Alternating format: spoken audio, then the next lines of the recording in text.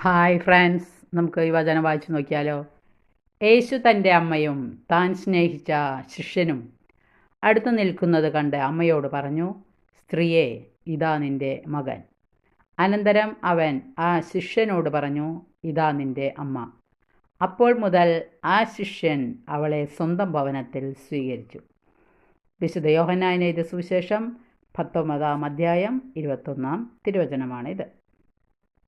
പരിശുദ്ധ അമ്മയോടുള്ള ഭക്തി എന്നിൽ ആഴപ്പെടുത്തിയ അനുഭവങ്ങളായിരുന്നു.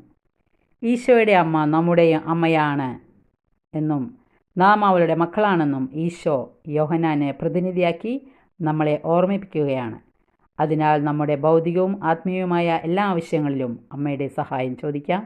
അമ്മ നമ്മെ ഒരിക്കലും കൈവിടുകയില്ല. ഈശോയോടും പരിശുദ്ധ അമ്മയോടും ചേർന്ന് നമുക്ക് പ്രാർത്ഥിക്കാം. ദൈവം നമ്മളെ അനുഗ്രഹിക്കട്ടെ. വചനം ഇഷ്ടമായെങ്കിൽ എല്ലാവർക്കും ലൈക്ക് ചെയ്യണേ. Okay, thank you.